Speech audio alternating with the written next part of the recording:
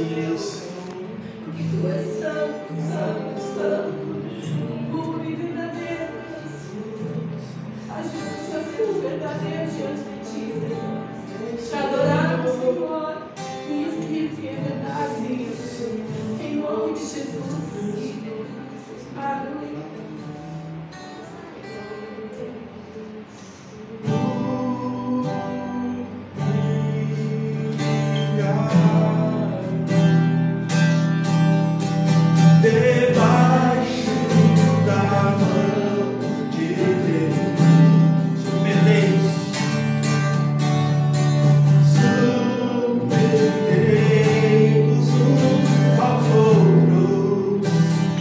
Como assim?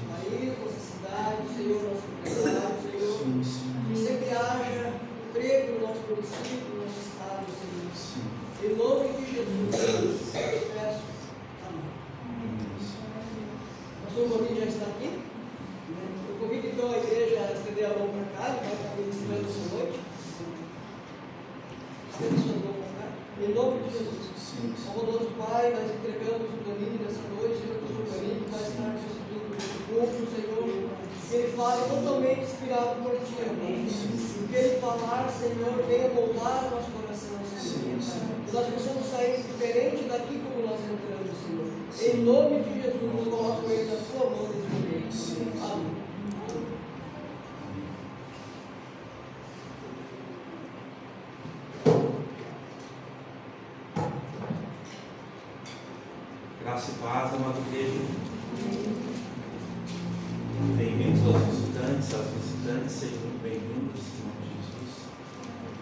Nós queremos fazer a leitura de Obadias,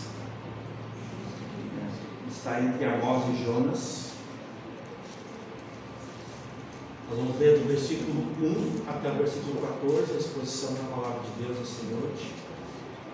Peço que os irmãos permaneçam em pé por amor, por reverência e zelo pela palavra de Deus. Então a gente pode assim.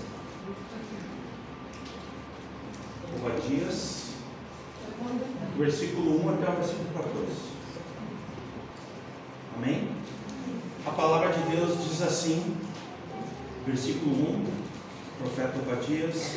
Visão de Obadias, assim diz o Senhor Deus a respeito de Edom. Temos ouvido a pregação do Senhor, e foi enviado aos gentios um emissário, dizendo: levantai-vos e levantemo-nos contra ela para a guerra. Eis que te fiz pequeno entre os gentios, tu és muito desprezado. A soberba do teu coração te enganou, como o que habita nas fendas rochas, na sua alta morada, que diz no seu coração: quem me derrubará em terra? Se te elevares como águia e puseres o teu ninho entre as estrelas, dali te derrubarei, diz o Senhor. 5. Se viessem a ti ladrões ou assaltantes de noite, como estás instruído, não furtariam o que lhes bastasse? E se a ti viessem os vindimadores, não deixariam algumas uvas? Como foram rebuscados os bens de Esaú? Como foram investigados os teus tesouros escondidos? Todos os teus confederados te levaram até a fronteira. Os que gozam da tua paz te enganaram, prevaleceram contra ti. Os que comem o teu pão puseram debaixo de ti uma armadilha, não há nele entendimento. 8. Porventura não acontecerá naquele dia, diz o Senhor, que farei perecer os sábios de Edom e o entendimento do monte de Esaú? Os teus poderosos, ó Temã, estarão demonizados, para que do monte de Esaú seja cada um exterminado pela matança. 10. Por causa da violência feita ao teu irmão Jacó, cobrir-te-á a confusão, e será exterminado para sempre. No dia em que o confrontaste, no dia em que estranhos levaram cativo o seu exército, e os estrangeiros entravam pelas suas portas e lançaram sorte sobre Jerusalém, tu eras também como um deles. Mas tu não devias olhar com prazer para o dia do teu irmão, no dia do seu infortúnio, nem alegrar-te sobre os filhos de Judá, no dia da sua ruína, nem alargar a tua boca no dia da angústia, nem entrar pela porta do meu povo no dia da sua calamidade. Sim, tu não devias olhar satisfeito o seu mal no dia da sua calamidade, nem lançar mão dos seus bens no dia da sua calamidade. 14 e último. Nem parar nas encruzilhadas para exterminares os que escapassem, nem entregar os que lhe restassem no dia da angústia. Podeis assentar. Vamos continuar em espírito de oração. Nós vamos orar mais uma vez. Acompanhe, por favor, Senhor Deus. Oramos a Ti, nós, Teu povo, que carecemos da Tua bondade essa noite, misericórdia, da Tua força, da Tua graça que nos capacita diante do Senhor, no Teu Espírito, na autoridade da Tua Palavra. Estamos aqui como igreja, precisando, necessitados da Tua Palavra, Senhor. Tua Palavra que é divinamente inspirada, que é proveitosa, que é apta, que é poderosa, viva e eficaz, para nos ensinar, para nos corrigir, nos disciplinar, para nos fazer viver de acordo com os Teus estatutos, com as Tuas ordenanças, com o Teu amor, que é um mandamento. Senhor, que essa noite Teu Espírito, através da Tua Palavra, gere uma fé bíblica, uma fé do alto, que somente o Teu Espírito tens a dar, Senhor. A cada ouvido espiritual, a cada mente, seus pensamentos, a cada coração, nós rendemos ao Senhor. Tudo que se levanta, todo conselho altivo, soberbo, orgulho, Pai, arrogância, que se levanta contra o Teu conselho, Senhor, caia, Senhor, por terra, em nome de Jesus. Amém, Senhor. Então, irmãos, nós vamos fazer em 2 ou 3 domingos se eu permitir a exposição desse profeta pequeno, é apenas uma forma de falar, não é menor que os demais profetas, mas a gente chama assim uma linguagem bem bíblica, até porque esse capítulo aqui, ele é o menor livro do Antigo Testamento. Até a gente poderia ler todo ele, a ideia era essa, eu ler todos os 21 versículos, eu queria investir um pouco de tempo aqui, eu não li, mas por eles dizer, eu li hoje um livro inteiro da Bíblia numa sentada, né? Ia ser bacana, mas não precisou fazer assim. Mas Obadias,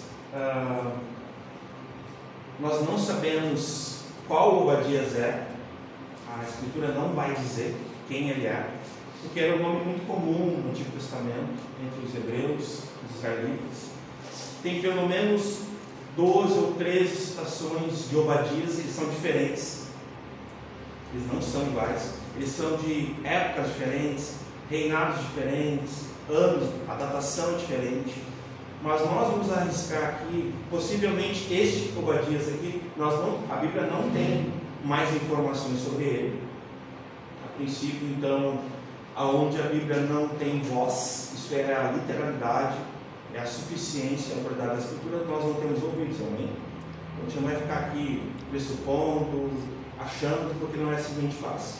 A gente fala o que a Bíblia diz, a gente não vai ficar supondo. Tem alguns pregadores, alguns teólogos que querem dizer quem ele é, mas a Bíblia não diz quem ele é. A Bíblia diz que ele é um profeta. E ele tem um nome que significa servo do Senhor, servo de Jeová. Então, isso é suficiente para nós, amém? Então, basta para nós saber que ele é alguém que carrega a profecia, que carrega o oráculo, a revelação, no sentido aqui do hebraico, é a revelação da palavra de Deus. Então, ele não fala por ele mesmo, ele fala na autoridade das Escrituras. Então, ele está investido aqui. Nós vamos ler isso no versículo 1, já vai entrar. Só que é preciso fazer uma introdução para situar os irmãos. Tá? Então, o que a gente entende? Nas duas datas que é possível, tá, irmãos? A primeira data, que é assim, majoritária, que não é exatamente a data que eu entendo, né? Eu também assumo essa conta, seria em 586 a.C., tá? Isso é bem majoritário, seria na época do rei Nabucodonosor, no cativeiro da Babilônia, porque tem muitas coincidências com o texto, tudo que aconteceu com o povo de Israel, né? Edom, só para lembrar aqui rapidamente, vamos lembrar que Edom é Esaú, e que Israel é Jacó. Então nós vamos ler depois Gênesis 25 bem rapidamente, porque é importante fazer esse plano de fundo também, né? Para quem já leu Gênesis, está lendo, saber qual é a origem dessas duas nações, né? Então, nós temos Israel, que é de Jacó, que a gente entende que é o povo de Deus, que é o mesmo que nós, amém? E nós temos aqui Esaú, que seria, né, os pagãos, os ímpios, infelizmente, os desobedientes, não seriam o nosso caso. Então, essa é a primeira data, majoritariamente. Tem algumas problemáticas com isso, eu tenho algumas, então eu entendo que não é.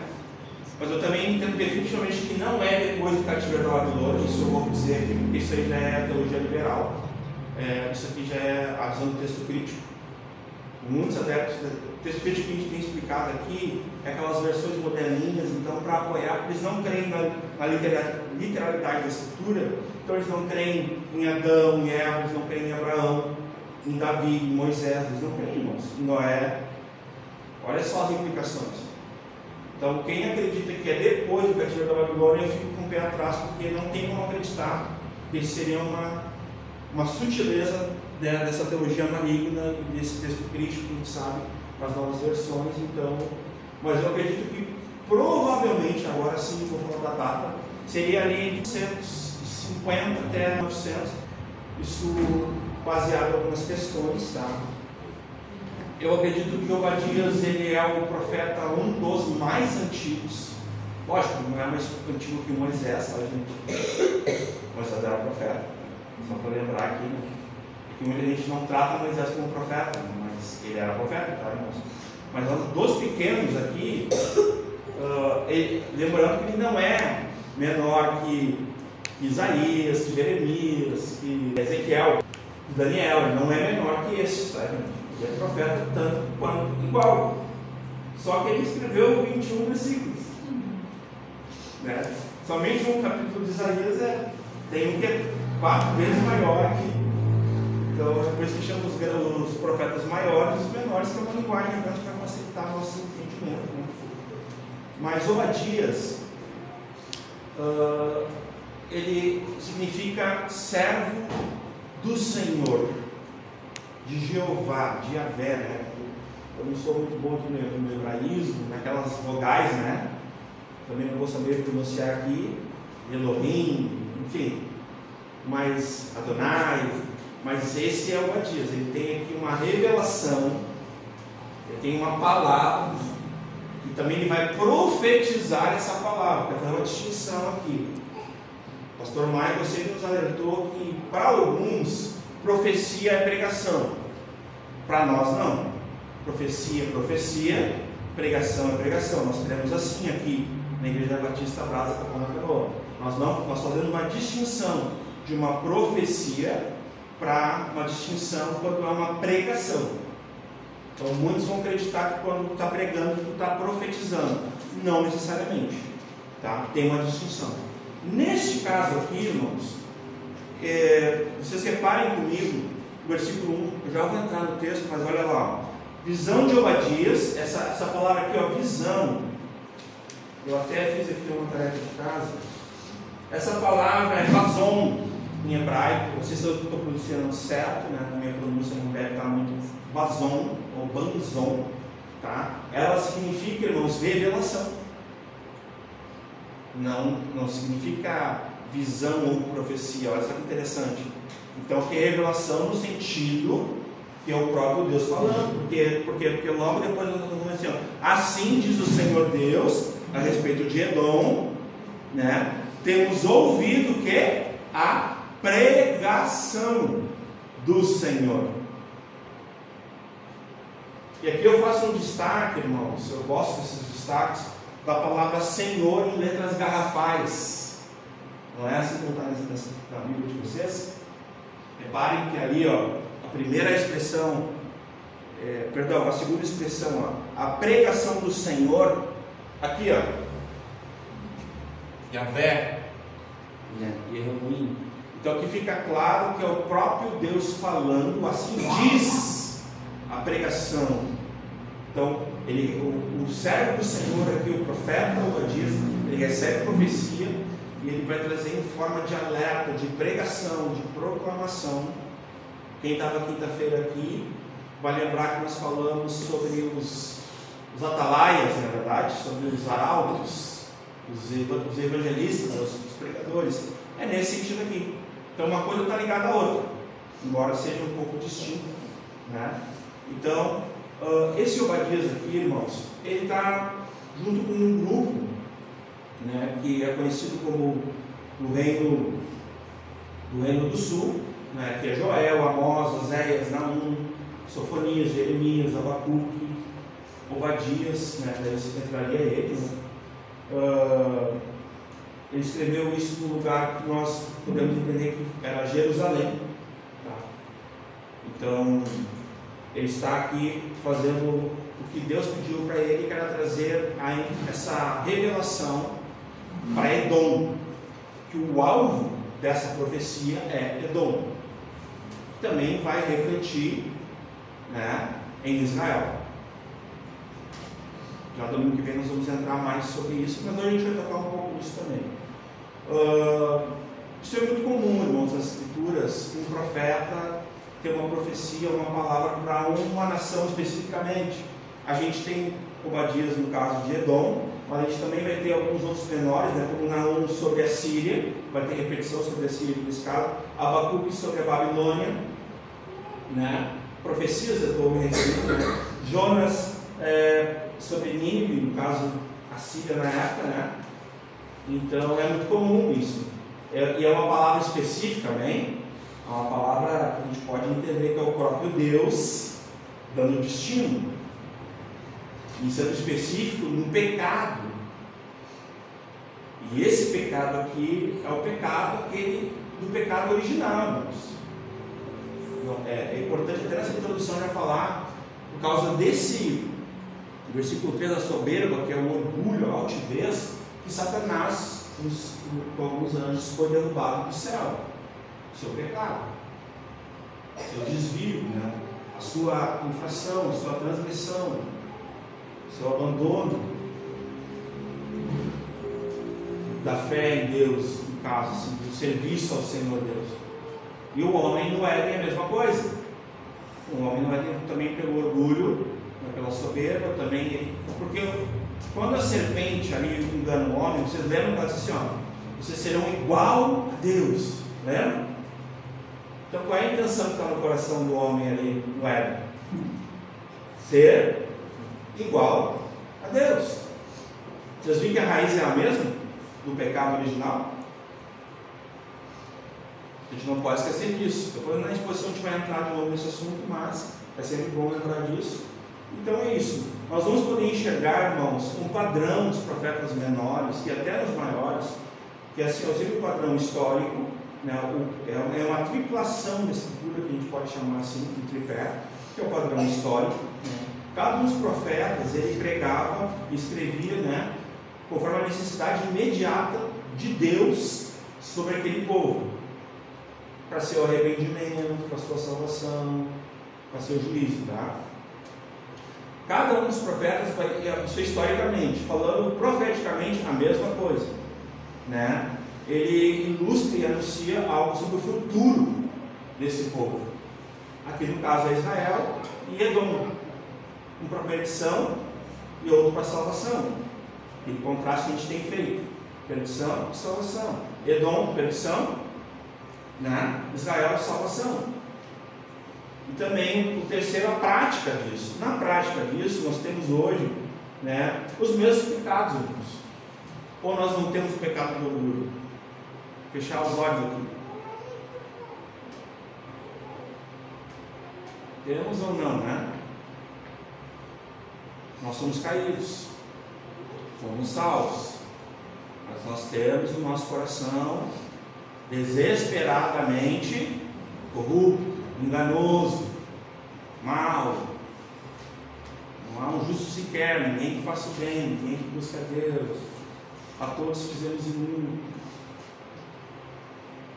Tem que lembrar, Jesus falou, os discípulos, vós que sois maus, né? Imagina, falando para os discípulos, imagina, estavam com ele, vós que sois maus. Então, só para deixar lembrar isso que a gente já sabe, só para trazer a memória aqui. Mas, então, dito isso, irmãos, Obadias, nós cremos que Deus está sendo, usando ele literalmente aqui, não por ele mesmo, não é uma ideia dele, não foi ele que produziu profecia nenhuma, ele não tem essa capacidade,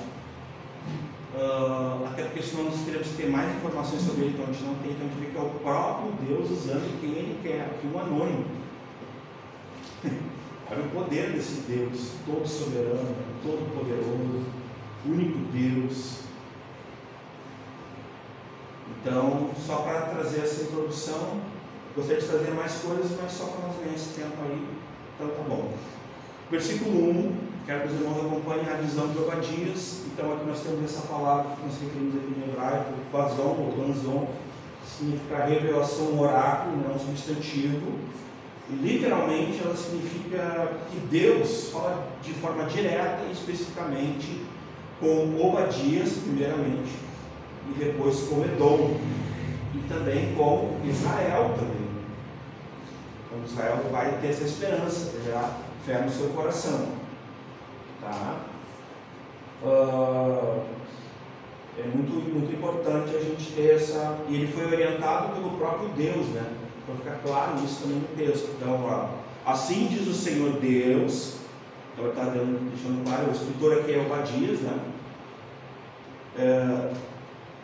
A respeito de Edom, 2 pontos, temos ouvido. Então, nós temos ouvido a pregação do Senhor, né, que já foi enviado aos gentios com emissário dizendo: levantai-vos e levantemo-nos contra ele para a guerra. Aqui é Edom, contra Edom, né? Então é importante a gente lembrar aqui, né, que Deus é o justo vingador. Ele é aquele que vai nos vingar. A gente não há o que temer, ainda que as pessoas, nós vamos ver no contexto, façam mal para nós, seu povo, como igreja, tá? Seu rebanho. Deus vai, né, digamos assim, intervir com o seu juízo, né, com a sua espada, para nos defender, né? Isso tanto agora quanto futuramente também, no dia do juízo, né, no dia do trono branco. Nosso Deus amoroso é um justo juiz e Ele também vai dar a paga a cada um conforme suas obras, suas ações, né? Então aqui no versículo 1, eu quero que os irmãos abram rapidamente Ezequiel 25:12. Pode acompanhar aqui também, eu vou lendo, irmãos, que são alguns textos, tá? Assim diz o Senhor Deus, porquanto Edom se ouve, né, vingativamente para com a casa de Judá, né, e se fez culpadíssimo quando se vingou deles. Porquanto assim diz o Senhor Deus, também entenderei a minha mão sobre Edom. Ó, aqui já é a vingança do nosso Deus. E arrancarei dela homens e animais e tornarei em deserto. E desde Temã, né, uma das cidades importantes, não é a capital de Edom. A capital de Edom é Selá, que depois fica conhecido como Petra, né? Desde Temã até Dedã, né, cairão a espada, né? Exercerei o que? A minha vingança sobre Edom. Aqui é Deus falando, irmãos, pela mão do meu povo, né, de Israel, e farão em Edom segundo a minha ira e segundo o meu furor, e conhecerão a minha vingança, diz o Senhor Deus, né? Assim diz o Senhor Deus, porquanto os filisteus se houveram vingativamente, até ali, e conhecerão a minha vingança, diz o Senhor Deus. Amém. Então, nosso Deus, né, Ele vai realizar isso em benefício, por amor ao seu povo, essa vingança contra Edom, né? Olhem só como Deus é soberano. Aqui a gente vê que Deus está falando de uma forma que Ele já sabia que Edom se voltaria. Mas antes, vamos fazer uma leitura. Antes de ler o versículo 2, vamos ler, abra comigo em Gênesis 25. Eu quero, ainda como está no início, eu quero mostrar uma coisa aqui para os irmãos. É muito importante. Ó, Gênesis 25, nós vamos ler a partir do 19.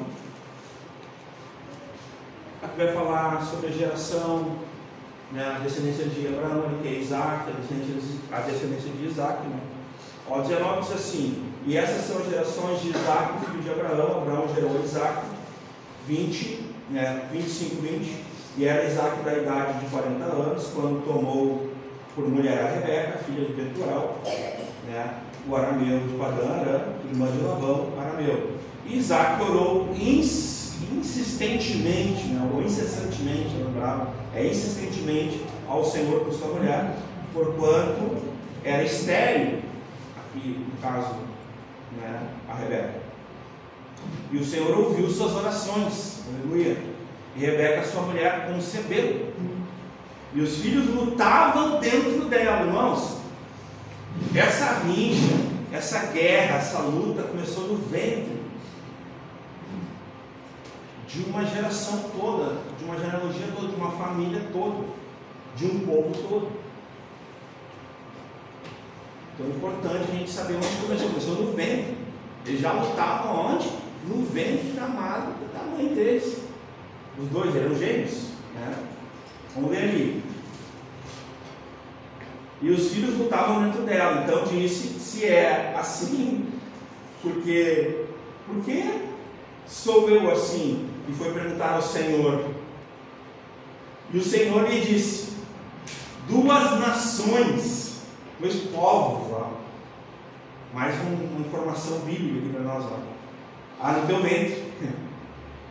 E os dois povos se dividirão. Vocês entenderam? Já estava predito.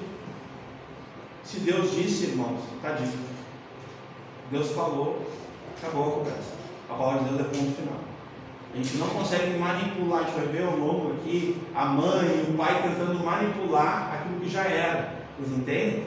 Aquilo que Deus já tinha falado, não é possível. Porque a mãe e o pai erraram nesse aspecto.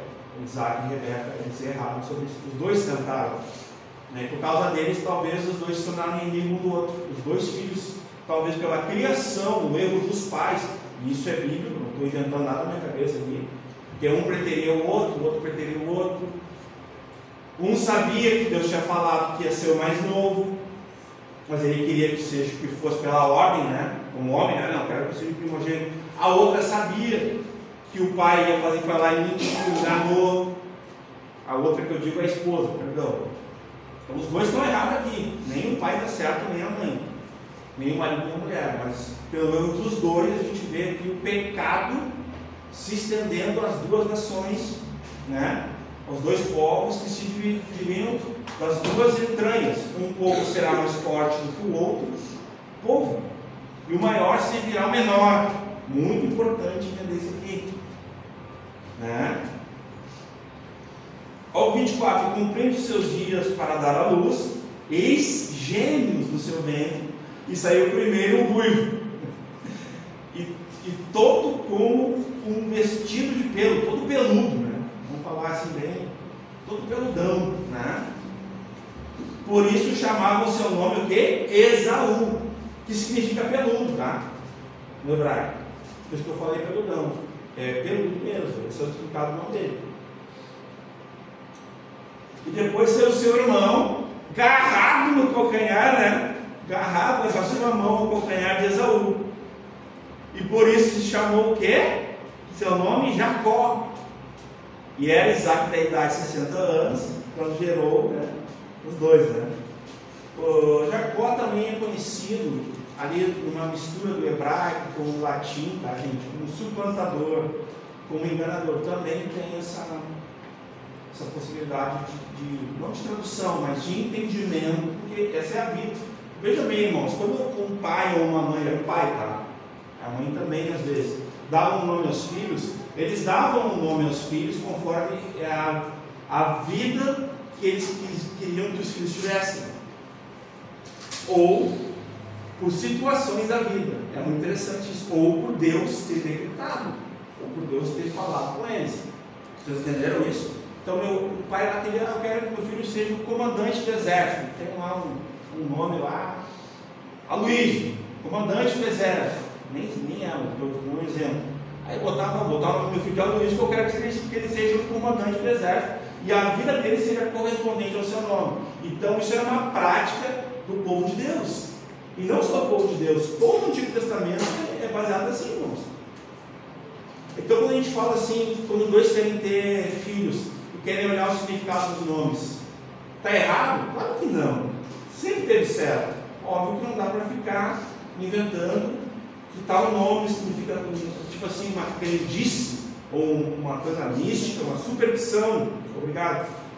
Não dá para ficar também entrando nisso, mas é bíblico tu pensar num nome assim, que vai dar sentido à vida do teu filho, da tua filha, tanto quanto tu imagina.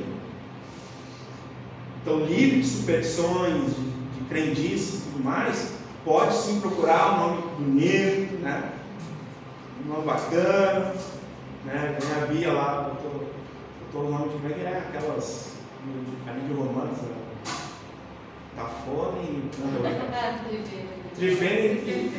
Trifose. E ela botou nas duas filhas dela. Bem bíblica, né? Não botou nada. Perdão, pastor Marco. Então, assim, é bíblico, irmãos. Podem olhar nome, pesquisar nome bíblico, olhar na etimologia, significado, porque é de Deus, tá bom? Uma outra coisa que é importante, irmãos, aqui a gente já consegue ver o destino bíblico. Não dá para falar essa palavra sem esse termo bíblico, ou seja, Deus predestinando, Deus trilhando o caminho, a vontade dele, que ele queria para Jacó. E já o destino de Esaú. Então Deus já tinha feito isso. Não tem como manipular isso. A gente vai ver que o pai e a mãe tentaram. Então eu quero trazer umas informações antes de continuar o texto, que é muito importante lembrar aqui, os irmãos. Gênesis 27, abre comigo no versículo 18. Isso aqui é importante, irmãos. Olha só. E foi ele a seu pai e disse: meu pai. E ele disse: eis-me aqui. Quem és tu, meu filho? E Jacó disse a seu pai: eu sou Esaú. Mentindo aqui, enganando, né? Trapaceiro, suplantador, enganador. Eu sou Esaú, teu primogênito, tenho feito como me disseste. Levanta-te agora, senta-te e come a minha caça, para que a tua alma me abençoe. Então disse Isaque a seu filho: como é isto que tão cedo o achaste, filho meu? E ele disse: meus irmãos, olha só isso aqui. Ele está enganando o pai, ele está mentindo, suplantando, né? Aqui ele está agindo assim com... ele está tomando uma coisa que não é dele, ele está roubando. Olha que interessante isso. Porque o Senhor, teu Deus, me mandou, né, ao meu encontro. Ele atribui a Deus o pecado dele, enganando o pai dele. Olha que terrível isso, na palavra. Então a gente vê aqui que, mesmo sabendo que Deus tinha falado, não deu bem.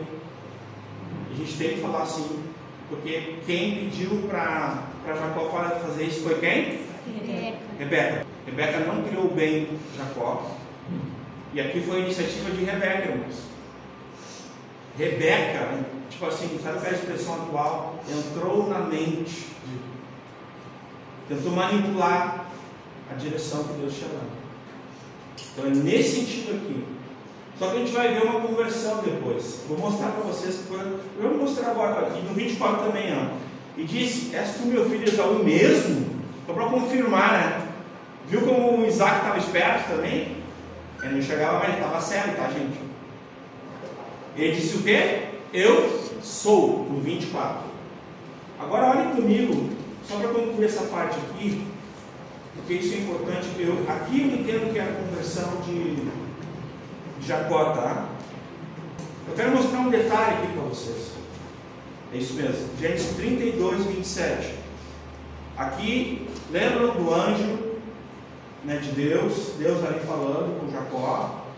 Algumas pessoas também não entendem, né, que o próprio Deus estava ali lutando, né, atendendo a angústia, o clamor, a súplica do seu servo, né, Jacó. Então o primeiro pai, o pai terreno, perguntou para Jacó: quem és tu? E o que ele disse? Sou Esaú. Ele mentiu. Vocês estão entendendo onde eu quero chegar? Agora olhem comigo. Agora o pai celeste, né? Deus pergunta para ele: qual é o teu nome? E o que ele disse? Jacó. Então pela primeira vez a gente vê ele não mentindo, não enganando nessa pergunta. Que lá o pai terreno faz duas vezes. Ele mente as duas vezes e bota na conta de Deus a caça. Olha o perigo. E aqui se dá para mim a conversão de Jacó. Porque aqui ele sabe que ele não podia enganar Deus. Aqui, irmãos, é como se Deus falasse assim: como tu estás? E não adianta tu dizer que tu está bem se tu não está bem. Tu não consegue mentir para Deus. Pode tentar bancar aí, estou bem. Mas se Deus que conhece teu coração sabe que não está bem, não adianta tu mentir para Deus. Ele diz, né, Jacó. E aí no 30, e chamou Jacó o nome daquele lugar Peniel, porque ele dizia: tenho visto Deus face a face, e a minha alma foi o quê? Salva. Então aqui para mim é a conversão de Jacó. Aqui ele foi salvo, porque aqui o próprio Deus, eu não vou ler o contexto, ele podia uma hora até uma exposição, aí sim se aprofundar, mas é isso que eu queria para os irmãos entenderem. Agora vamos voltar um pouquinho aqui, no 28:4. Diz assim, ó: e te dê a bênção de Abraão, a ti e a tua descendência contigo, para que em herança possuas as terras de peregrinações que Deus deu a Abraão.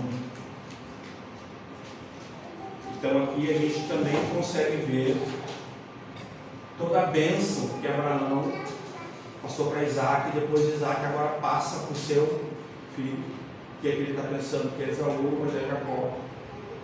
Então era isso que estava sendo roubado, né? Que estava sendo pego por Jacó, de forma ilícita, por engano, né? Do seu irmão. Então, irmãos, é antiga essa rixa, tá? Agora, uma coisa interessante nesse ponto inicial aqui, irmãos, a Bíblia diz, tá, que Esaú, ora, leia comigo aqui, ó, Gênesis 33, o versículo 3 e 4. Prestem bem, irmãos, prestem bem atenção nisso aqui. Ó, se alguém tem alguma dúvida que Esaú, que era o mais velho, e Jacó, que era o mais novo, que eles estavam brigados, que não houve perdão, que eles não tinham se acertado, isso não é verdade, eles se acertaram. Lógico que não tem uma lógica. Por que os dois povos continuaram se odiando, inimigos? Principalmente Edom continuou odiando a Israel. Isso é bem do inimigo, é a falta de perdão. Obrigado. Olha aqui, ó. E ele mesmo passou diante deles, versículo 3, né?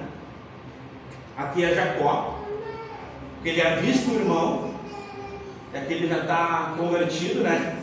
E ele vai na direção do irmão, inclinou 7 vezes até que chegou ao seu irmão. Então Esaú correu-lhe ao encontro e o abraçou, e lançou-se sobre o pescoço, e o beijou, e choraram. Irmãos, Esaú perdoou Jacó. Não havia mais briga, rincha. Algumas pessoas falam esse leve engano. Isso, olha, é quase uma heresia isso, sinceramente, porque tem pessoas que dizem que Jacó e Esaú não se acertaram. Eu já ouvi pregadores, tá, falarem que não houve acerto. Isso não é verdade. Eu estou lendo aqui com os irmãos e a gente pode subentender que houve perdão, houve acerto. Olha o versículo 9. Daí ele tenta, né? Não, eu quero te dar tudo isso, eu quero, tipo assim, compensar, restituir, né? Porque ele pecou contra o irmão Jacó, né? Ele se humilhou aqui. E Esaú disse assim: olha o 9, mas Esaú diz: eu tenho bastante, meu irmão. Sabe aquela coisa do irmão mais velho?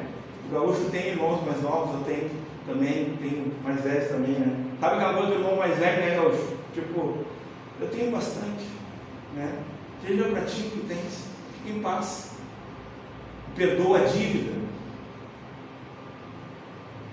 nesse sentido, porque como ele tinha dado, que o pai tinha, vocês estão entendendo, a empresa do pai, então, nesse aspecto, Jacó, ele tinha que restituir por honra, e ele restitui ali, né, ele insiste e tal, e dá uma restituída, né, tipo assim, e também ele estava temeroso, mas não estava mais tanto, porque ele assumiu o acerto ali. Que é assim que um pai de família, assim que um homem faz. Aqui a gente, hoje não é, mas daria para ver muito aqui na pessoa de Jacó como um homem age. O homem não permite que uma família esteja dividida. Falta de perdão, rancor, mágoa, isso é a função do homem. Deus usa o homem para reparar, para restaurar as arestas, as brechas.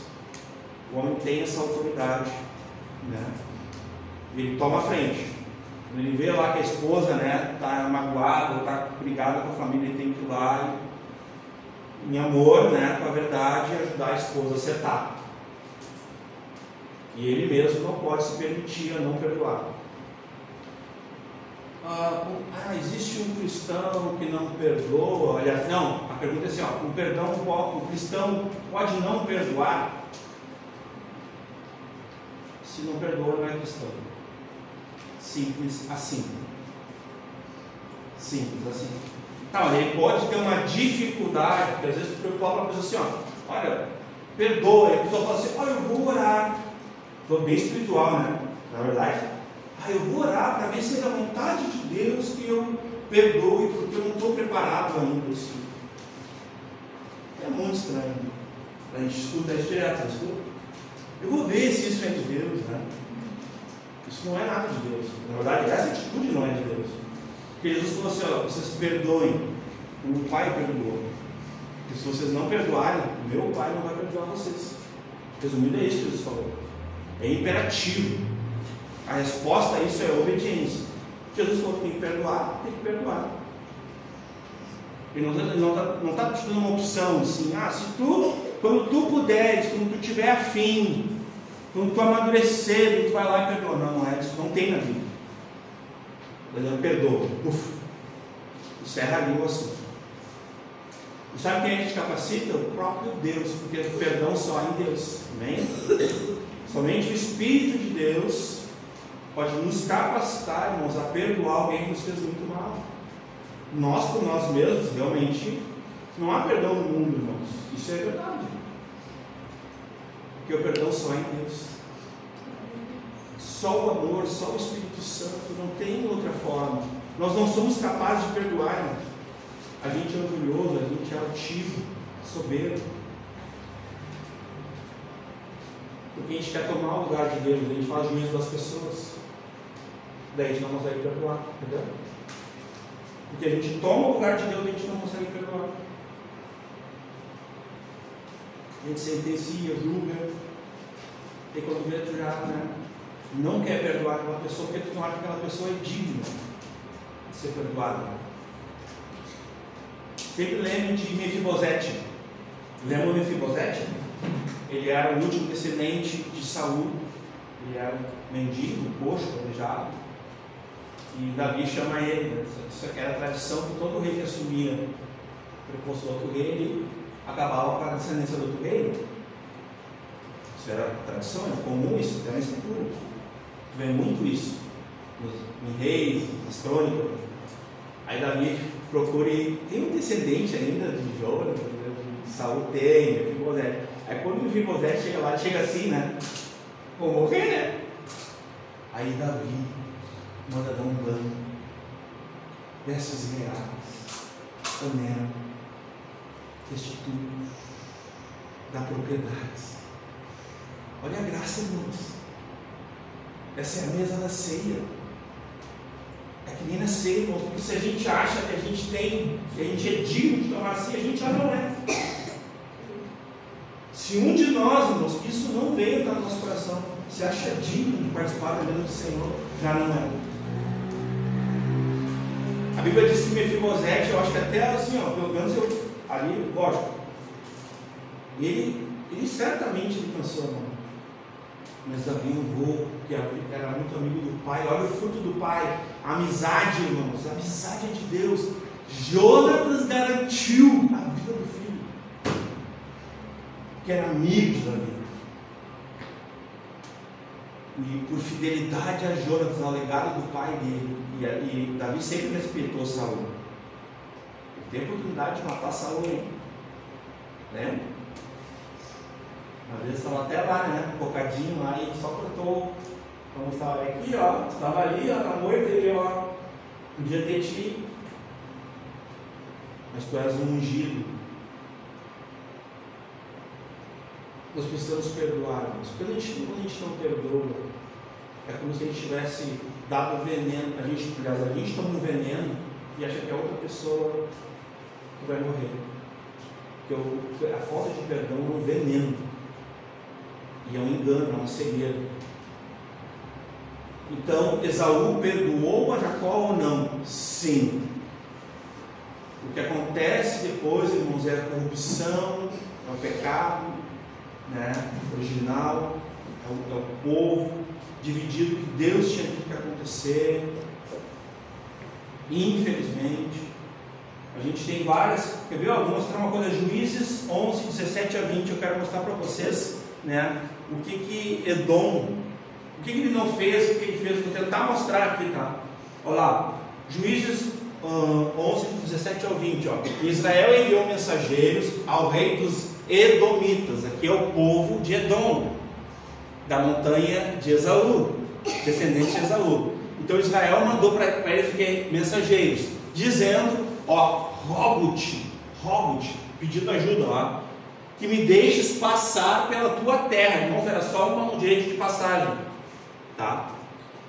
Porém, o rei dos Edomitas não lhe deu ouvidos, foi indiferente, irmãos, por causa da mágoa, do rancor que ele tinha por causa da descendência deles. E enviou também ao rei dos Moabitas, né, igualmente, e não consentiu, ainda fez a cabeça dos outros. Ele propagou a contenda, vamos pensar assim, né, dividido. Propagou a contenda, né? Tipo assim, ó, não deixe de passar, porque esses aí eles são lá do Jacó, lá, não é de Esaú, então a gente não é amigo deles, entendeu? Israel ficou em Cádiz, ficou em Cádiz, porque não foi lhe permitido passar. Outro versículo, Números 20, aqui nós vamos ler alguns. Números 20, nós vamos ler o 14 e o 20, ali na verdade. Números 20, 14. Depois Moisés de Cádiz mandou mensageiros ao rei de Edom, dizendo: assim diz o teu irmão Israel, irmão, olha só, apelando aqui, irmãos, ó, teu irmão Israel, sabes todo o trabalho que nos sobreveio, como nossos pais desceram ao Egito, e nós no Egito habitamos muitos dias, e como os egípcios nos maltrataram, e nós e os nossos pais, e clamaram ao Senhor, e Ele ouviu a nossa voz, e mandou um anjo, e nos tirou do Egito. E eis que estamos em cada cidade de extremidade dos teus termos. Pode ir direto para o 20 agora. Aí. Porém ele disse, o que está escrito, irmãos? Não passarás. Então o rei de Edom negou o que para Moisés? Ajuda, passagem, não quis ajudar. Irmãos, omissão é errado, omissão é crime em alguns casos, sabia? E é pecado também. Omissão é pecado, mas omissão também é crime. Se tu vê alguém fala algum acidente, atropela alguém e foge, é o crime de omissão. Crime de omissão. Aí a pessoa vai ter que prestar conta, porque ela se omitiu a ajudar em flagrante, a pessoa se acidentou. Então tu não pode ver um acidente e não ajudar. Alguém pode te denunciar, tá? Aí tá bom, viu? Então esse versículo 2, o que te fiz pequeno entre os gentios, tu és muito desprezado, irmãos. Era Deus mostrando, desde lá do ventre, né, de Rebeca, quem era Esaú, quem seriam os Edomitas, né, e que o orgulho deles ia preceder, né, tudo que eles, toda a queda, né. Olha só o versículo 3, que aqui é um versículo central, nós vamos ver do 3 até o 5 ali. E a soberba do teu coração te enganou, como o que habita nas fendas das rochas, e na sua alta morada, que diz no seu coração: quem me derrubará em terra? Irmãos, olha que interessante isso. 4. E se te elevares como águia, e puseres o teu ninho entre as estrelas, dali te derrubarei. Sabe o que é interessante? Que algumas versões moderninhas do texto crítico, tá? Diz assim, ó, lá. Eles usam uma expressão assim, ó, lá, como se Deus estivesse olhando de baixo para cima, ou fosse longe para Deus. Aqui no SF eu gostei disso aqui, irmão. Assim, ó, tipo assim, ó, dali eu te derrubo, entendeu? Dali eu vou te derrubar, mesmo que tu te alteie, né? Seja altivo, né? Eu vou te derrubar, diz o Senhor. E se viessem a ti ladrões e assaltantes de noite, como está destruído, né? Não furtariam lhes bastasse, se a ti viessem os vindimadores, né? Não deixariam algumas uvas? O 6 ele vai falar como foram rebuscados os bens de Esaú, como foram investigados os tesouros escondidos. E no 7 vai revelar que foi quem traiu ele, foi o pessoal de dentro, foi os próprios comparsas, né? Que se uniram para derrubar Israel junto a Edom. Foi eles mesmos que enganaram a Edom, meus irmãos. Foi gente de dentro, que tu não está te defendendo, tu não está esperando. Foi isso que aconteceu com ele.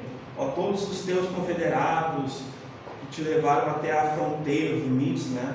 E gozam da tua paz, te enganaram. Olha que interessante. E prevaleceram contra ti. Os que comem o teu pão puseram debaixo de ti uma armadilha, né?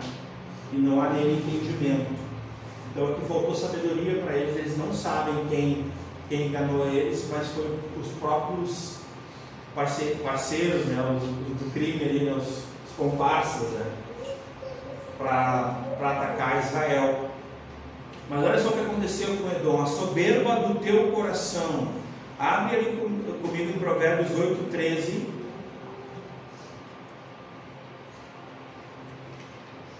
Versículo 13, vai dizer: ó, o temor do Senhor é odiar o mal, a soberba e a arrogância, o mau caminho e a boca perversa eu odeio, né? Então esse aqui é um versículo muito interessante, porque aqui é uma instrução para nós, irmãos. Nós tememos ao Senhor, e a gente deve entender bem por que a gente teme ao Senhor, né? Lógico, Ele é o Senhor Todo-Poderoso, o Senhor dos Exércitos, né? Quem pode, né, impedi-lo, né? Quem pode contra o nosso Deus? São tantos textos, né? Vamos abrir aqui alguns, ó. Aqui esse texto está claríssimo, né? Então, vamos ler ele de novo, ó. Isso aqui é para nós, ó. O temor do Senhor, o que Salomão está dizendo, ó? É odiar o mal, a soberba e a arrogância, o mau caminho e a boca perversa eu odeio. O próprio Deus falando. Agora abram comigo textos que vão nos ajudar a entender isso aqui também. Jó 41:10. Ó, e ninguém há tão atrevido que há de despertá-lo se atreva a quem, pois aquele que ousa erguer-se diante de mim, né? No caso aqui ele está dizendo, quem é atrevido, né? De despertar a mim, despertar o Senhor, né? E permanecer, né? E erguer-se diante de Deus. É isso que já está dizendo aqui, a palavra de Deus. O próprio Deus está falando. Quem pode me despertar a minha ira? Pode provocar a Deus, né? Nem diz lá em Gálatas 6:7, texto bem conhecido, né? O Deus não se brinca, né? De Deus não se zomba, né? Vamos ler aqui, ó, Gálatas 6:7. Não erreis, de Deus não se deixe escarnecer, porque tudo que o homem semear, isso também se fará. Pode botar o 8. Porque o que semeia na sua carne, da carne se fará corrupção, morte, né? Mas o que semeia no Espírito, o Espírito se fará a vida eterna. A corrupção ali é pecado para a morte, é a morte, tá? Vamos abrir também em Hebreus 10:30, né? Muito conhecido, um alerta, né? Vai lá, porque bem conheces aquele que disse: minha é a vingança, eu darei a recompensa, diz o Senhor. Outra vez, né? O Senhor julgará o seu povo. Tinha falado sobre Deus se vingando, né? Deus agindo. Jeremias 49:15, também um texto. Porque eis que eu te fiz pequeno entre os gentios, desprezado entre os homens. Isso aqui Esse versículo 2 eu não estava encontrando. Na verdade, assim, Obadias tu não encontra, digamos assim, uma ligação direta, uma menção desse profeta, desse livro, tu não encontra no Novo Testamento. Então eu tive alguma dificuldade, porque às vezes a gente acaba estudando, mas tem lá sobre, por exemplo, sobre Jacó, sobre Esaú, vai ter, por exemplo, Romanos, capítulo 9. Vocês vão ler o versículo apenas 13 e 14, Romanos 9, 13 e 14. Como está escrito, amei a Jacó e odiei Esaú. Deixa eu explicar isso aí, não. Mas aquele texto de 1 João, né? E Caim fez o que era maligno, porque Caim era o maligno, lembra? A gente expôs as epístolas de João.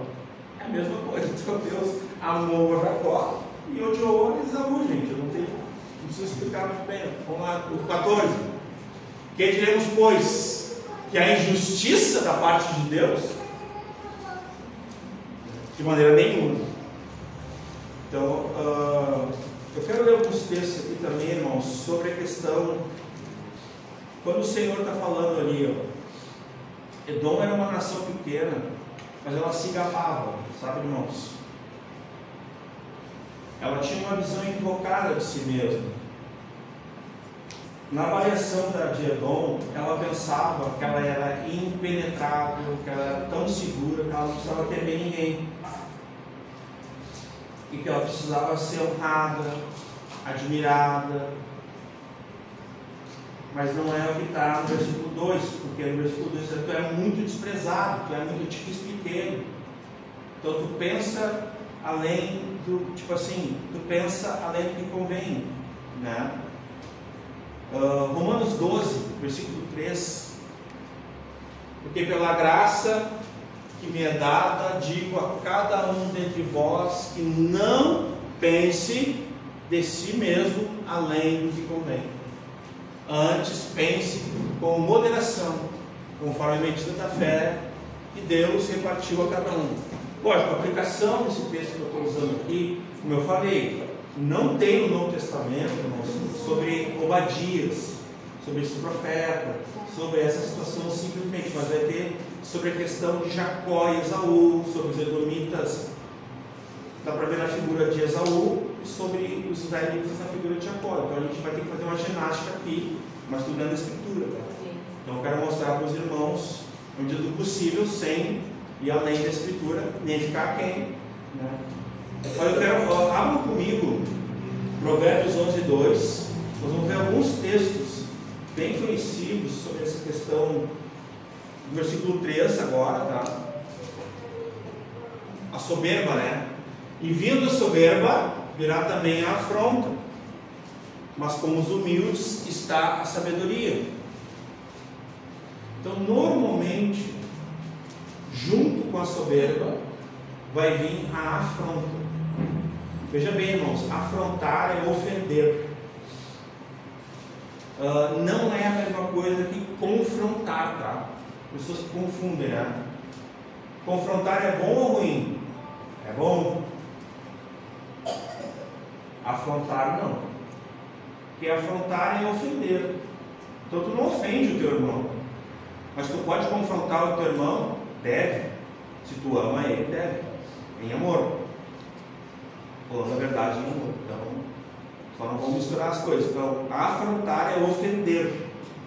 Então, normalmente, com a soberba vai vir também o quê? A afronta. Então, não é algo que nos confronta, é algo que nos afronta, nos ofende simplesmente. Mas é bom lembrar uma coisa aqui também. Fazer um parênteses aqui. Por exemplo, as pessoas passam a vida toda ofendendo a Deus. Por quê? Porque elas passam a vida pecando. Aquele que diz que não tem pecado, esse mente, engana a si mesmo, engana o próximo e tenta enganar a Deus. Olha que loucura isso. E o que é isso? É ofender. Então as pessoas passam a vida toda ofendendo a Deus, ofendendo a família, ofendendo a igreja, ofendendo o irmão. Aí quando elas ouvem o confronto à verdade, elas se ofendem. Nesse sentido, é bom. Veja bem, deixa que ela se ofende. Por quê? Porque daí o problema dela é com quem? É contigo Não é contigo mais. Se tu trouxe a luz da Escritura, a autoridade da Escritura, a verdade, aí o problema dela é com quem? Com o próprio Deus. Tu acabou de passar para a hora. Agora é tu e Deus. O que tu vai fazer com isso? Como tu te arrepende? Fé, o pastor Michael ensinou, né? Fé e arrependimento, com essa resposta que te dá. Ou tu rejeita. Só que se tu rejeitar, Deus vai te rejeitar. Porque quem rejeita a autoridade de Deus, rejeita o próprio Deus. Então tem um aspecto da ofensa aqui que não é que eu estou defendendo, estou dizendo que é legítimo. Por quê? Porque as pessoas estão sempre ofendendo a Deus. Estão sempre ofendendo tudo que Deus ama, tudo que Deus prioriza. E quando elas são confrontadas, elas se ofendem e parece que a culpa é da igreja, da palavra, da pregação. Não é. Nesse caso não é. Então a gente só tem que ter um discernimento de quando as pessoas estão se sentindo ofendidas. Se tem um motivo de acerto de alguma instituição, ela vai e faz. Normalmente isso acontece, irmãos, quando nós pregamos o Evangelho. Pode ser que algumas pessoas se ofendam contigo, e se tu sabe, tu tem que ir lá pedir perdão, só não entendeu direito, mas não necessariamente tu tem que retirar o que tu falou, porque daí tu estaria traindo e negando o quê? A fé. Isso tu não pode fazer. Não pode negar a tua fé, trair a pregação por causa de outra pessoa, não. Então só... Vamos lá, Provérbios 14:3. Na boca do tolo está a punição da soberba, mas os sábios se conservam pelos seus próprios lábios, né? Então, ele está dizendo ali, no versículo 3 de Obadias: a soberba do teu coração te enganou, cegou, né? E como, né, o que habita nas fendas das rochas, na sua alta morada, que diz no seu coração: quem me derrubará em terra? Tá? Então a punição, né, na boca do tolo está a punição da soberba. Ele revela a sua ignorância. Ele está se estribando no seu entendimento, então ele está revelando o que ele não está vendo. Irmãos, quem pode impedir Deus quando Deus age? A Bíblia diz: terrível coisa, horrenda coisa é cair na mão do Deus vivo. Nós não podemos, de forma nenhuma, mesmo na nossa soberba, no nosso orgulho, né, algumas vezes, a gente achar que aqui, nas fendas das rochas, o que está se achando seguro? Por quê, irmão? Porque era um caminho, tá? Então vocês entenderem, Edom, nas montanhas, era um caminho que só passava 2 cavalos, então é nem impenetrável. Humanamente falando, tu podia, se fizesse um exército, tu dizimava o exército com flecha, ninguém tinha entrar. Só que isso aqui não se aplica a Deus. Dali te derrubarei, mais alto, dali eu te derrubarei. Então, ninguém pode enfrentar Deus. A gente já sabe de quem é a vitória. Deus sempre vai ganhar. Se tiver uma colisão, irmãos, eu estava lendo isso, né? Do orgulho do homem contra a glória de Deus, isso vai ser resolvido ou aos pés da cruz ou no inferno. Isso é sério. Porque Deus rejeita os soberbos, os altivos. Persegue a sua ruína. Isso é toda a Escritura que diz. Abram rapidamente Isaías 43:13. Ainda antes que houvesse o dia, eu sou, e ninguém há que possa fazer escapar das minhas mãos, né? E ninguém há que possa fazer escapar das minhas mãos. Agindo eu, quem impedirá? Ninguém escapa das mãos de Deus. E aqui sobre nós, Jeremias 17:9. É sempre bom lembrar desse texto. A gente não pode ter a noção errada também. Deus é que sabe quem nós somos. Enganoso é o coração mais do que todas as coisas, e perverso, quem conhecerá? Ao 10, eu sou o Senhor, esquadrinho o coração e provo as entranhas, e isto para dar a cada um segundo os seus caminhos, e segundo o fruto de suas ações. Tá? Texto importante lembrar aqui, né? A gente citou no Provérbios 16, 18. A soberba precede a ruína, e a altivez do espírito precede a queda. Irmãos, uma coisa importante nós falar aqui, ó, a nossa fé, a maneira como nós cremos, irmãos, precede nossas ações. Se nós somos autossuficientes, nós temos um auto-engano, nós estamos cegos, e isso vai guiar os nossos passos, irmãos. Esse entendimento de que eu posso fazer o que eu quero, quando eu quiser, que eu sou livre, a gente tem esse esforço para ver isso na Escritura. Tu não é livre, irmão. Meu irmão, minha irmã, veja bem, o apóstolo Paulo, ele vai dizer que todas as vezes que ele é escravo de Cristo, que ele não vive mais, se ele viveu ou morrer, ele vive para o Senhor e morre para o Senhor, porque ele pertence ao Senhor. Isso está no Salmo 24, o Senhor pertence à terra, e tudo que nela se contém, todos que habitam nela, tudo pertence a Deus. Então, se alguém acha que tu é livre para fazer o que tu quiser, em certo sentido tu é, inclusive para ir sinceramente no inferno. Mas de forma amável, irmãos, nós podemos ser servos do Senhor, porque nós merecíamos a perdição, o inferno, mas o Senhor nos amou, nos perdoou, e nós caímos nos seus braços através dos seus olhos, da sua graça, porque os olhos do Senhor passam por sobre a terra, procurando corações que o amem, que o busquem, que o desejem. Esses aqui, a segurança deles, essa rocha aqui, essas pedras aqui, era o dinheiro. É isso mesmo que eu estou falando. Era o dinheiro, era a condição deles, segurança política. Eles queriam escapar do julgamento divino, né, desse reino dividido que eles tinham. Então eles vão perder a sua segurança, vão perder a sua sabedoria, vão perder o seu poderio. Olha só o versículo 9: e os teus poderosos, ó irmã, estão aterrorizados. Então os soldados dele estão tremendo. Viu como dá se meter com Deus?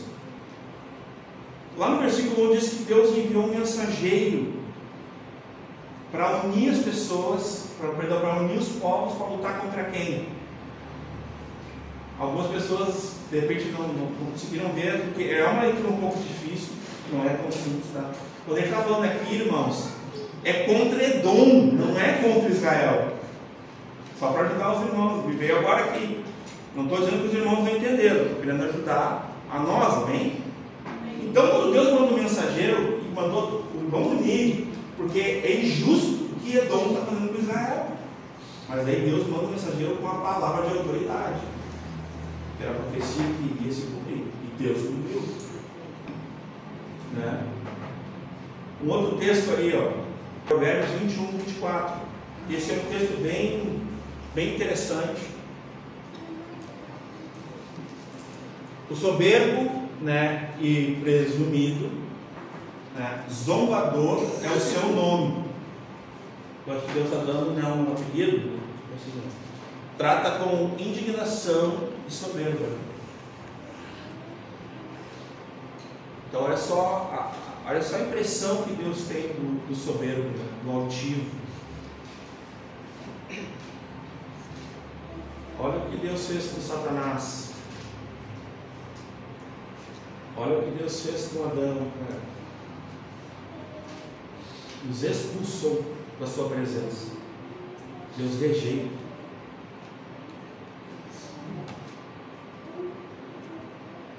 E por último ali o Provérbios 29, 23, tem mais textos que eu só elegi alguns que não são tão comuns. Pessoal, a soberba do homem o abaterá, né? Isso é inimiga. Mas a honra o sustentará, o humilde de espírito. E aqui a gente pode ler também 1 Pedro 5,6. Nós cantamos, né? Hoje também. Não na íntegra, mas que é de um pastor da Brasa, muito antigo. Não sei se alguém conhecia, mas é um corinho muito antigo da Brasa. Marcelo Guimarães.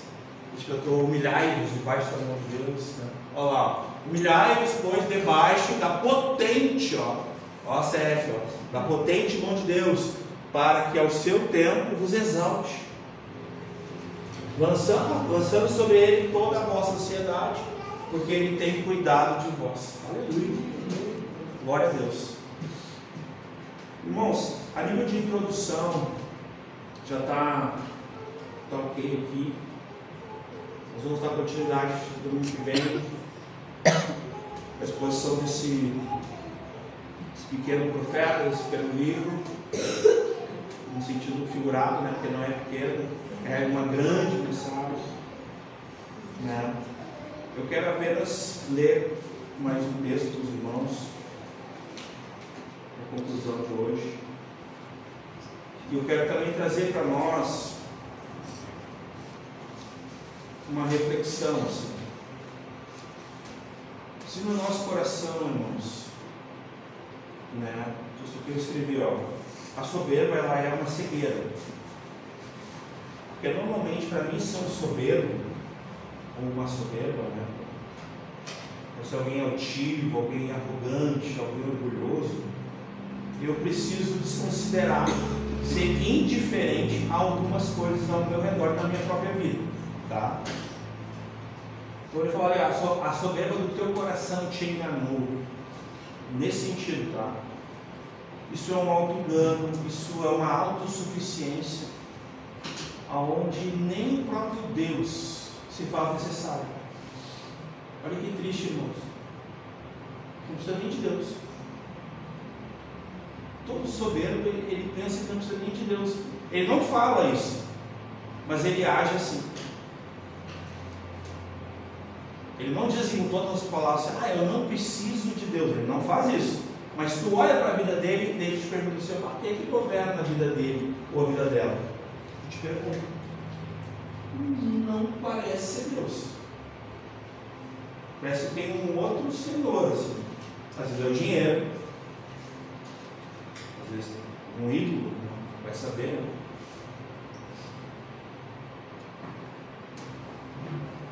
E isso é verdadeiro. Há pessoas orgulhosas, né? Porque o orgulho é um auto-engano, uma autossuficiência. Pode haver pessoas orgulhosas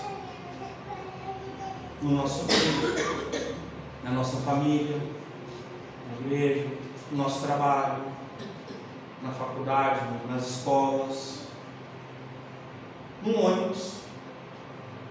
Esses dias, né, eu vi um vídeo, né? O rapaz se levantou assim para uma senhora sentar, que tinha me mandado. E ela não queria sentar, ela xingou o rapaz.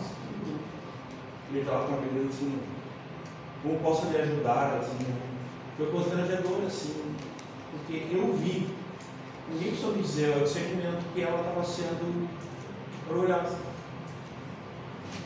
O rapaz educadamente levantou, estou pensando que as pessoas, assim, velha, por aquelas. Né? Então, Senhor, a gente tem que saber que aqueles, né, que estão tão certos, né, que não têm orgulho, são os mais orgulhosos. É quase como eu me orgulho da minha humildade, tipo assim, né? Pessoas assim, né? Eu me orgulho de ser tão humilde assim, né? Então, só o negar aqui, né? Até essa parte aqui eu me lembro que eu peguei do Spurgeon, um sermão na catedral dele lá. Essa partezinha que ele diz assim, aqueles que estão tão certos que não são orgulhosos são os mais orgulhosos. Provavelmente são tão orgulhosos, mais que todos, que já não enxergam mais nada, são indiferentes às pessoas e a Deus. E os que se orgulham da sua humildade são piores ainda, ele botou assim. E aqui sobre Edom, eles estavam, aí eu notei, né? Eles estavam, até o versículo 3, eles estavam enganados na avaliação, eles podiam ser abatidos sim, porque para Deus nada é impossível. Deus podia abater eles no mais alto que eles estivessem. Deus vai abater, não importa o quão seguro tu acha.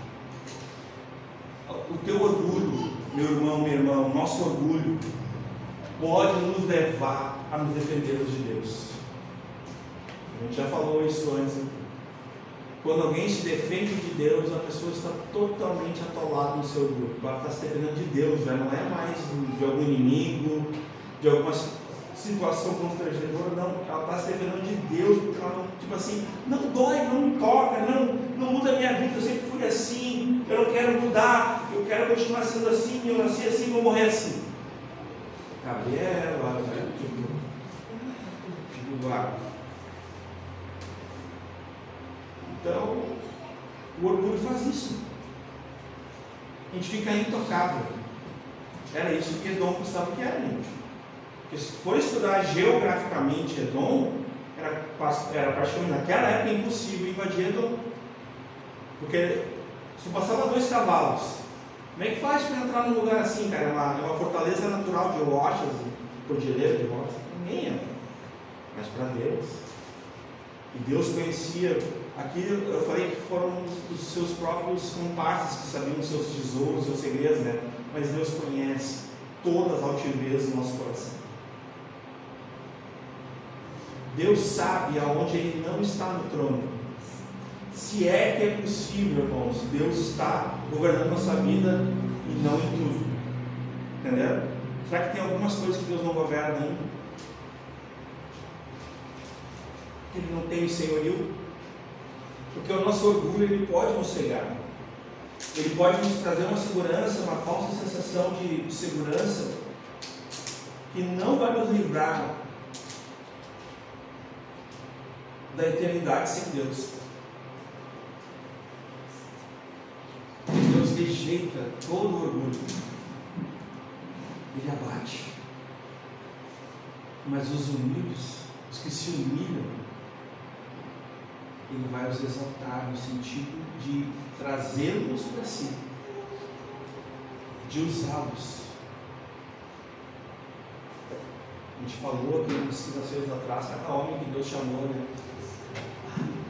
Sou pesado de mim, quem sou eu? Né? Eu consigo falar, Moisés, Isaías, só ler lá a biografia dele na Bíblia.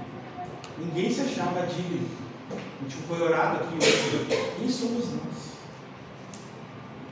Sem Deus, nada nós podemos fazer. Jesus falou assim: sem mim, nada podeis fazer. João 15. Sem Jesus não podemos nada. Jesus é o nosso Salvador, irmãos. Como é que nós vamos ter algum tipo de orgulho, de altivez diante do nosso Senhor? Que nós sejamos os primeiros a cair, que nem Pedro, lembra? Na pescaria que era do lado. Senhor, te afasta de mim, sou pecador, sou impuro, não mereço tua.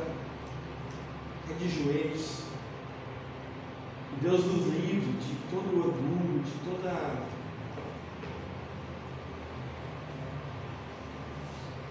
o auto-engano, né? A sabedoria pessoal, ó, eles não sabem nada, não há entendimento neles.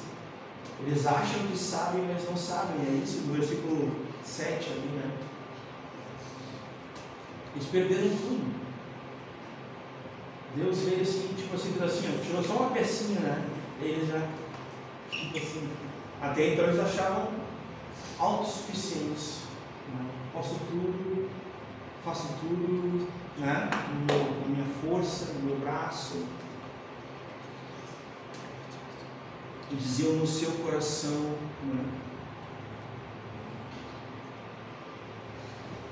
Agora, uma coisa importante, que o Senhor, essa noite, meus irmãos, Ele nos traga à memória aquilo que nós precisamos. E que no céu nós, com um coração quebrantado, humildes,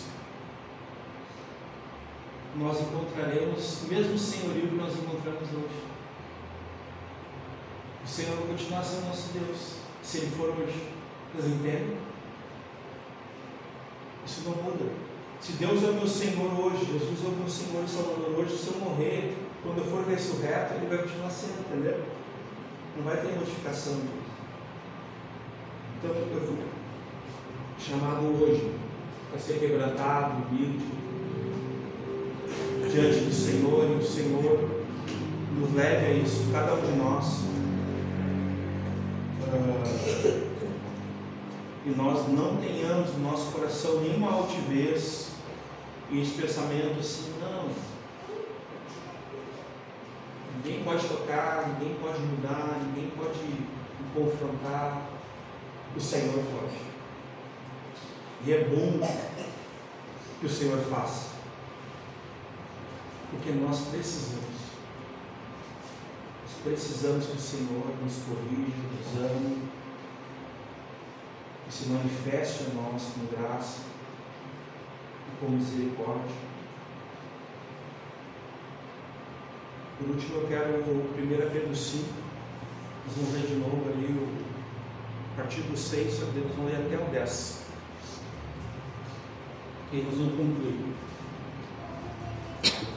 Humilhai-vos, pois, debaixo da potente mão de Deus, para que ao seu tempo vos exalte, lançando sobre Ele toda a vossa ansiedade, porque Ele tem cuidado de vós. Sede sóbrios, vigiai, porque o diabo, vosso adversário, anda em derredor, como um leão, bramando, buscando a quem possa tragar, ao qual resistir firmes na fé, sabendo que as mesmas aflições se cumprem entre os vossos irmãos do mundo. Aqui, irmãos, ó, que a gente possa nos consolar uns com os outros, ó, com essa palavra aqui final, chamar um gaúcho. E o Deus de toda a graça, que em Cristo Jesus nos chamou à sua eterna glória, depois de haveres padecido um pouco, Ele mesmo vos aperfeiçoe, vos confirme e fortifique e estabeleça o seu reino para todos sempre. Amém? Fique em pé, vamos orar. Pode vir, meu nosso diácono já comigo. Vou fazer uma oração.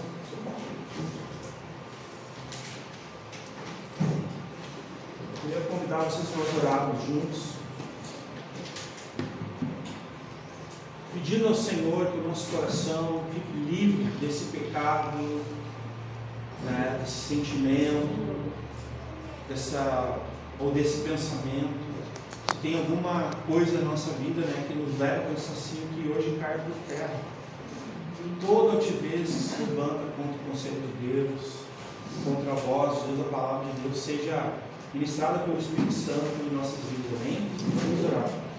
Senhor Deus, nós mais uma vez, Senhor, pedimos a Ti perdão pelos nossos pecados, pelos pecados da nossa casa, Senhor.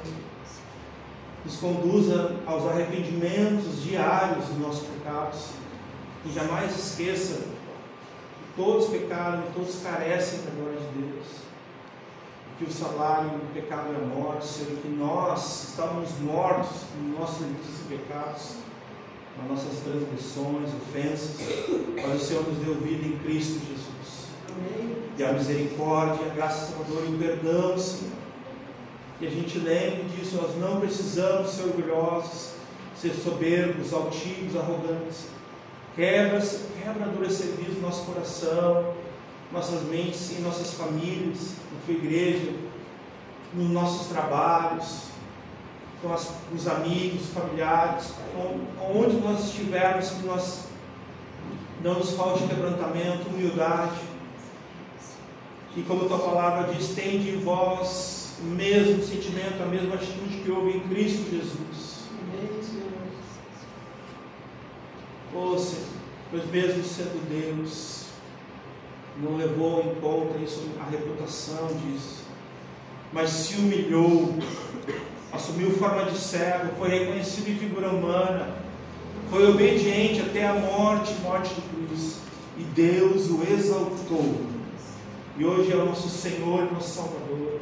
Nós precisamos do Teu senhorio. Conduz-nos à conversão dos nossos caminhos, Senhor, nos conduz pelo Teu Espírito, pela Tua palavra, Pai, que o nosso coração, até que alcancemos, dá-nos um coração sábio, para que contemos os nossos dias, Senhor, vivemos da Tua presença, em temor, em tremor, Senhor, sabendo do Teu amor, mas também da Tua justiça, que nós possamos ser usados pelo Senhor, na Tua justiça, Senhor, para a salvação daqueles que estão cegos, que estão endurecidos, indiferentes, que estão orgulhosos, soberbos, aqueles que estão altivos, Pai, nas suas ambições e avarezas, Pai, ganâncias, tem misericórdia, Senhor, nas suas falsas seguranças, Senhor.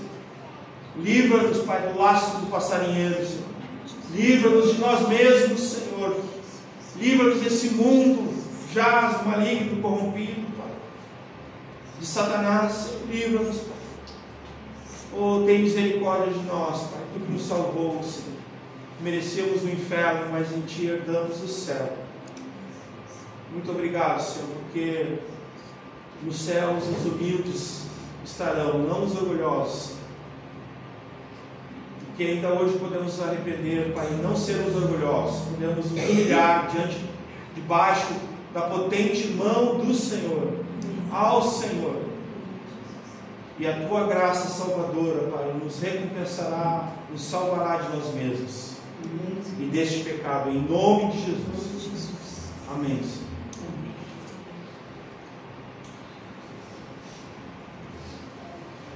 Irmãos, todos receberam a palavra? Amém.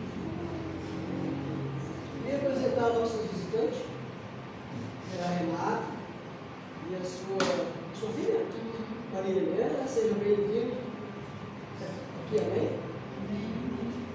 Eu tenho aqui alguns pedidos de oração. Alguém tem mais algum pedido de oração? Eu tenho aqui pedido de oração pela saúde do pai da Carol,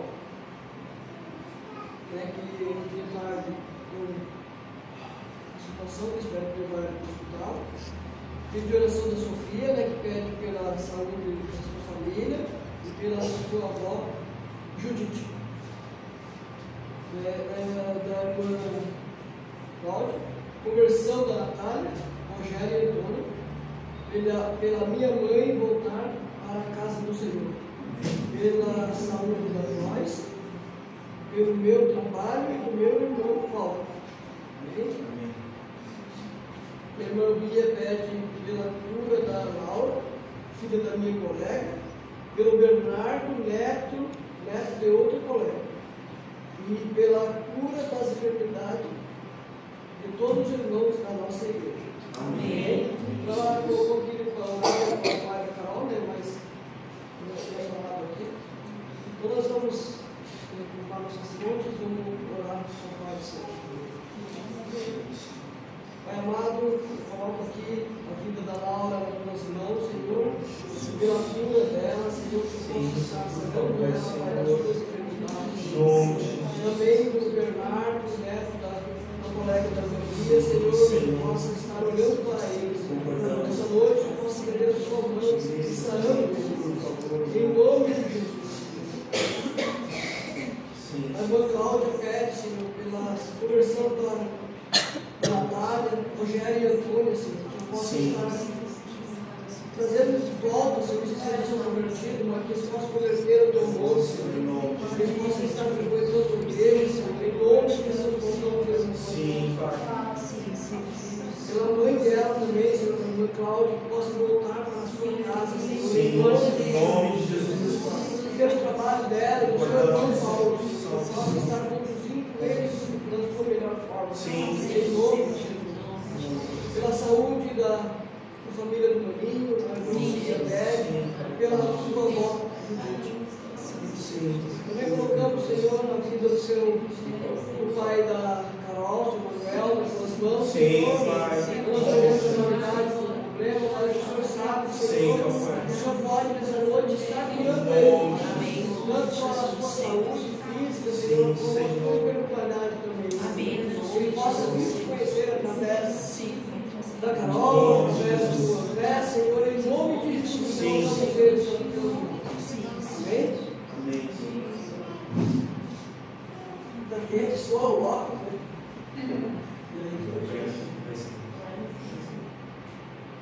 Eu queria deixar uma mensagem.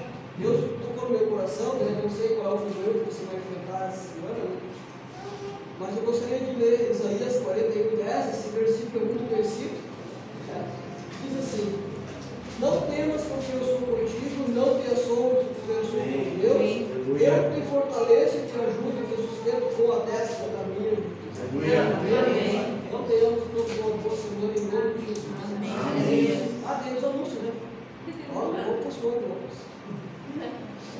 terça-feira, né, nós temos encontro das mulheres, né? A irmã ali está convidada. Às 16h30? 18h30. O pastor Mário está viajando, né? Mas mesmo assim, né? A sua esposa também vai indo, mas mesmo assim tem uma continuidade. E quinta-feira temos o encontro da palavra, né? O homem quando ele está fazendo sobre o evangelismo. Daí quinta-feira vai ser às 20 horas. E depois domingo tem o encontro da família. Amém? Amém.